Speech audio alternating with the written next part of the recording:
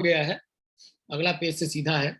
ये क्या है, elasticity of supply price is directly proportional to the quantity. वस्तु का जो दाम है ये क्या होगा, उस वस्तु के क्वांटिटी का डायरेक्टली प्रोपोर्शनल है, सीधा। अब इसको हम एग्जांपल से देखते हैं। लॉ ऑफ सप्लाई क्या कहता है, according to the law of supply, when the price of a commodity rises the quantity supplied of it in the market increases, and when the price of the commodity falls is quantity supply decreases. किसी वस्तु का दाम यदि बढ़ेगा तो उसका जो quantity supply है ये क्या होगा, वो भी बढ़ेगा, और यदि किसी वस्तु का दाम कम होगा तो क्वांटिटी सप्लाई कम हो जाए। उसको समझिए, ग्राफ से देखने का कोशिश करेंगे। सप्लाई कर्व जब हम बनाएंगे, अब ये मान लीजिए कि कोई वस्तु है, उसके पर क्विंटल का दाम है। जब वो 500 रुपए कोई वस्तु क्विंटल बिकती है तो उसका 500 रुपए में 100 क्विंटल मिलता है। 510 रुपया होगा, प्रॉफिट ज्यादा बढ़ेगा तो 150 क्विंटल। 520 रुपया 200 क्विंटल, 530 रुपया 225 क्विंटल, 550 रुपए में 275 क्विंटल। इस हिसाब से मतलब क्या आप देख रहे हैं कि जैसे जैसे दाम बढ़ता जा रहा है उसका क्वांटिटी सप्लाई है वो भी बढ़ता जा रहा है। जब हम इसको ग्राफ पे प्लॉट करेंगे तो इस टाइप का कुछ ग्राफ आपको नजर। वाई एक्सिस पे हमने क्या किया, रेट को, पैसे को रख दिया, और एक्स एक्सिस पे हमने सप्लाई को रख दिया। जब किसी वस्तु का दाम 500 रुपए है तो 100 क्विंटल सप्लाई हो रहा है। 510 रुपया हुआ तो 150 क्विंटल सप्लाई हो गया। 520 रुपया हो गया तो 200 क्विंटल सप्लाई हो गया। 530 रुपया हो गया तो 225 क्विंटल सप्लाई हो गया। इसी तरीके से 550 रुपए हो गए तो 275 क्विंटल सप्लाई हो गए। इसी को कहा जाता है सप्लाई का ग्राफ, और ये बताता है कि सप्लाई क्या है। जो हमारा इलास्टिसिटी ऑफ सप्लाई है ये क्या है, प्राइस डायरेक्टली प्रोपोर्शनल है क्वांटिटी के। यहां तक की चीजें कितने लोगों को क्लियर भैया, सबों को क्लियर है, हाँ या ना? Yes sir, clear. आकृति, शालिनी, बाकी लोग हैं, आप लोग बताएंगे प्लीज। Yes sir. सबों को क्लियर? अभी लास्ट में तुरंत अभी कौन जुड़ी है? प्रीति, समझ में आई चीजें आपको? यस सर, पहले से क्लास नहीं लिया सर। चलिए अभी जितना बताओ, सप्लाई के बारे में बता रहा हूँ। कल हमने डिमांड के बारे में पढ़ा था। डिमांड में हमने क्या देखा था कि डिमांड क्या होगा, किसी वस्तु की मांग क्या होती है, तो मांग इनवर्सली प्रोपोर्शनल होता है दाम के। दाम बढ़ेगा तो डिमांड कम होगी। सप्लाई के केस में हमने देखा कि सप्लाई क्या होगा, किसी वस्तु का सप्लाई क्या होगा, डायरेक्टली प्रोपोर्शनल होगा दाम के। मतलब जैसे आप मतलब वो करिएगा, मतलब यूं कहिए कि जैसे जैसे दाम बढ़ेगा सप्लाई बढ़ता चला जाएगा, इसी का ये। ठीक है, अब आता है इक्विलिब्रियम प्राइस। इक्विलिब्रियम प्राइस का मतलब होगा कि डिमांड एंड सप्लाई। अब देखिए, कभी कभी आप नॉर्मली जब आप बाजार में देखते हैं 1 किलो टमाटर का भाव 80 रुपए चला जाता है, 100 रुपए तक चला जाता है, प्याज 110 120 चला जाता है। इस कंडीशन को हम मुद्रास्फीति कहते हैं। कहने का मतलब क्या होगा कि बाजार में एक इक्विलिब्रियम प्राइस होगा, एक समतुल्य दाम होगा कि जिस दाम पर मांग और आपूर्ति दोनों एक दूसरे के बराबर होंगे। जैसे मान लेते हैं कि 1 किलो टमाटर का मूल्य 20 रुपए, तो ये क्या होगा, इक्विलिब्रियम प्राइस होगा। इस प्राइस पे बेचने वाले को भी बहुत ज्यादा न मुनाफा और मतलब प्रॉफिट और लॉस नहीं होगा, और खरीदने वाले को भी बहुत ज्यादा प्रॉफिट और लॉस नहीं। इससे जैसे जैसे दाम ऊपर जाएंगे या तो दाम नीचे गिरेंगे, बाजार में असंतुलन होगा, और वो असंतुलन कहीं ना कहीं मांग और आपूर्ति के चीजों को इम्बैलेंस करेगा। और ये जो 1 क्विंटल टमाटर के भाव 20 रुपए होंगे, इसी दाम को कहा जाएगा इक्विलिब्रियम प्राइस। उसको हम समझने का प्रयास करते हैं कि the concept of equilibrium price was given by Marshall. एक अर्थशास्त्री हैं जिनका नाम मार्शल है, उन्होंने क्या किया, इक्विलिब्रियम प्राइस की संकल्पना को दिया, जो कि कहते हैं कि both the demand and supply are equally important in determining the price of a product. Marshall ने क्या कहा कि मांग और आपूर्ति दोनों बराबर इंपॉर्टेंट हैं किसी वस्तु के दाम को डिटरमाइन करने के लिए, ज्ञात करने के लिए। The price at which the quantity demanded equals to the quantity supplied is called equilibrium price. अब मार्शल कहते हैं कि इक्विलिब्रियम प्राइस क्या होगा, कि वो दाम जिस पर क्वांटिटी डिमांडेड, जो मांग किया गया है क्वांटिटी का, वो बराबर होगा किसके, क्वांटिटी सप्लाइड।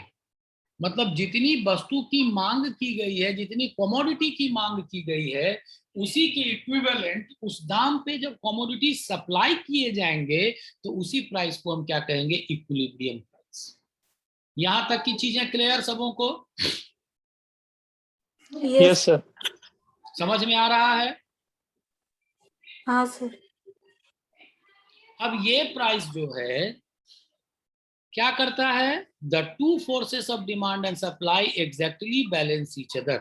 जो हमारा मतलब इक्विलिब्रियम प्राइस है, इस पर क्या होगा, जो मांग और आपूर्ति के जो दो फोर्सेस हैं, ये एक दूसरे को बैलेंस करेंगे।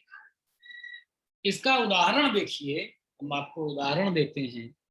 इक्विलिब्रियम प्राइस, मान लीजिए कि किसी कमोडिटी का, या ये मतलब ये मानिए कि 40 रुपए में हम 120 संतरे को परचेज करते हैं, ये हमारा इक्विलिब्रियम प्राइस है। या 40 रुपए में 120 नींबू हमें मिलता है, ये हमारा इक्विलिब्रियम प्राइस है। अब जब ये दाम 40 से 50 हो जाएगा तो आकृति क्या होगा, इसका इफेक्ट क्या दिखेगा, आकृति?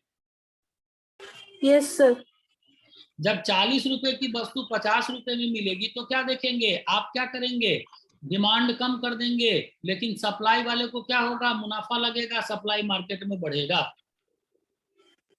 मतलब ये यस सर। 40 रुपए में 120 नींबू आपको मिलेगा और वही रेट बढ़ गया 50 रुपया हो गया, तो क्या होगा, डिमांड कम हो जाएगा, आप कम नींबू चाहेंगे, लेकिन क्या होगा, सप्लाई ज्यादा बढ़ता चला जाएगा, 120 से 160 हो जाएगा। जब सप्लाई ज्यादा होगा वस्तु और सस्ती होती चली जाएगी, 60 रुपए में 60 रुपया हो जाएगा, तो यहाँ पर क्या होगा, डिमांड और कम हो जाएगा, 40 रुपया, सॉरी उसका क्या होगा, ये 40 डिमांड करेंगे आप क्वांटिटी, और सप्लाई और बढ़ेगा, 200 क्वांटिटी सप्लाई हो गया, मानिए फिर 60 से 70 रुपया हो गया, तो क्या होगा, डिमांड क्या होगा, और कम हो जाएगा।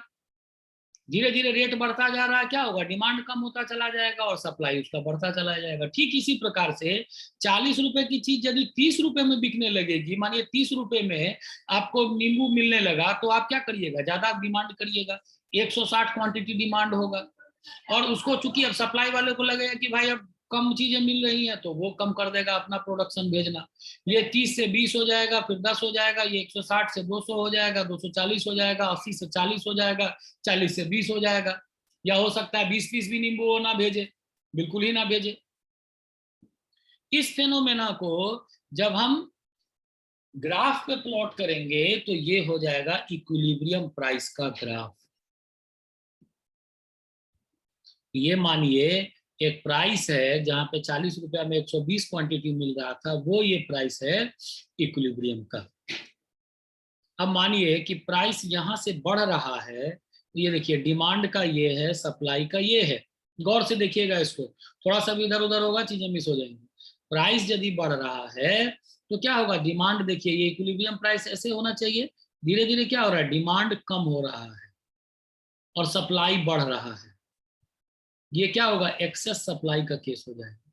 इसी प्रकार से जब पैसा का भाव गिरेगा तो क्या होगा, ये देखिए सप्लाई का क्या होगा, सप्लाई इधर आ रहा है, मतलब सप्लाई कम होगा, और ये क्या होगा, डिमांड इसका बढ़ेगा, तो डिमांड बढ़ता चला जाएगा, ये क्या हो जाएगा, एक्सेस सप्लाई का केस बढ़ेगा। यहाँ भी एक्सेस सप्लाई होगा, यहाँ भी एक्सेस सप्लाई।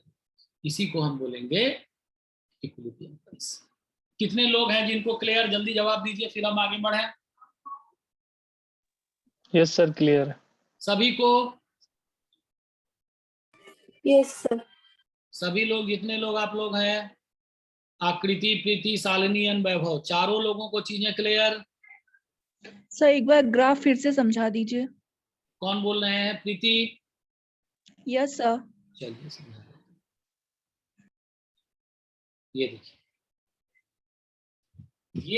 ये जो P है अपना, ये क्या है? इक्विलिब्रियम प्राइस है। इसका मतलब क्या होगा? ये ई देख रहे हैं, capital E denotes for equilibrium. ये मैं पढ़ के सुना देता हूं, यहां देखिए। In the given figure DD is the demand curve sloping downward. DD, ये देखिए, ये D, ये D, ये क्या है? डिमांड कर्व है। SS अपने आप में क्या होगा? सप्लाई कर्व हो जाएगा, ठीक है। DD is the demand curve sloping downward and SS is the supply curve sloping upward. Demand and supply in equilibrium at point E. अब ये डिमांड और सप्लाई, ये देखिए, ये डिमांड का कर्व हो गया जो कि नीचे आ रहा है, और सप्लाई का कर्व हमेशा क्या होगा? ऊपर जाएगा। अब ऐसा क्यों होता है? तो डिमांड में मैंने आपको बताया है कि डिमांड क्या होगा? इनवर्सली प्रोपोर्शनल होगा प्राइस के, मुद्रा के, और सप्लाई क्या होगा? डायरेक्टली प्रोपोर्शनल होगा मुद्रा के। तो डायरेक्टली प्रोपोर्शनल होगा तो दाम बढ़ेगा तो सप्लाई बढ़ता चला जाएगा, और इनवर्सली प्रोपोर्शनल होगा तो दाम बढ़ेगा तो डिमांड घटता चला जाएगा। तो ये दोनों एक पॉइंट पे जहां पर काटेंगे वो होगा ई, इक्विलिब्रियम। ये इक्विलिब्रियम प्राइस होगा, ठीक। Where the two curves intersect each other, जहां पर ये दोनों कर्व, डिमांड और सप्लाई के कर्व, एक दूसरे को क्या करेंगे? काटेंगे। ये मानिए ये डिमांड कर्व हो गया, ये सप्लाई कर्व हो गया, तो ये जो पॉइंट होगा ये क्या होगा? ई, ठीक। जी sir. Where the two curves intersect each other, which means that only at price OP the quantity demanded is equal to the quantity supplied. अब ये जो OP हमारा पॉइंट है, ये देखिए, ये जो OP हमारा पॉइंट है, OP, यही वो पॉइंट होगा जहां पर क्या होगा? इक्विलिब्रियम है, मतलब उतना डिमांड किया जाएगा और उतना ही सप्लाई किया जाएगा। इससे यदि दाम ऊपर बढ़ेगा फिर भी डिमांड सप्लाई गड़बड़ाएगा, दाम कम होगा फिर भी डिमांड सप्लाई गड़बड़ाएगा। जी sir. OM is the equilibrium quantity. अब ये जो OM हमारा है, इस OE रेट पर इक्विलिब्रियम क्वांटिटी होगा। क्वांटिटी का मतलब होगा कि जितना डिमांड होगा उतना सप्लाई होगा, तो जो बराबर की क्वांटिटी होगी उसी को हम OM की संज्ञा देते हैं। Equilibrium quantity which is exchange at price OP, ये वो क्वांटिटी होगा जो कि इस OP प्राइस पे OM वस्तु हमें मिलेगी।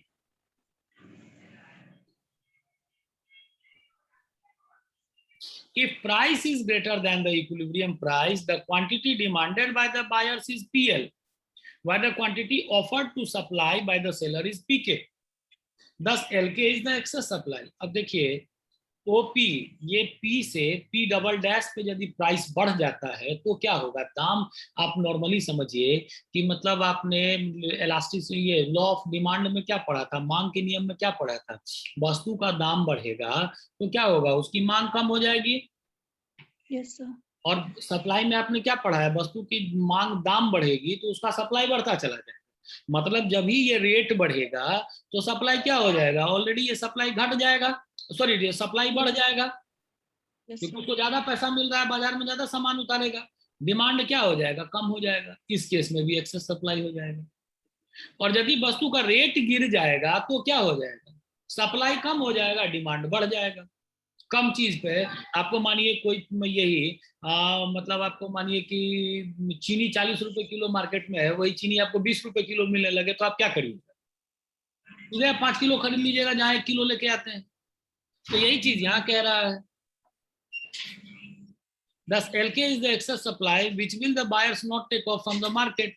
और इसका उल्टा क्या होगा कि ये जो OP का प्राइस है less than the equilibrium price, the buyers demand PT, the sellers are prepared to supply only PH. Thus HT represents the demand. The unsatisfied buyers will complete each other to obtain the limited supply and their effort will accrue to bring the price. कहने का मतलब है कि ये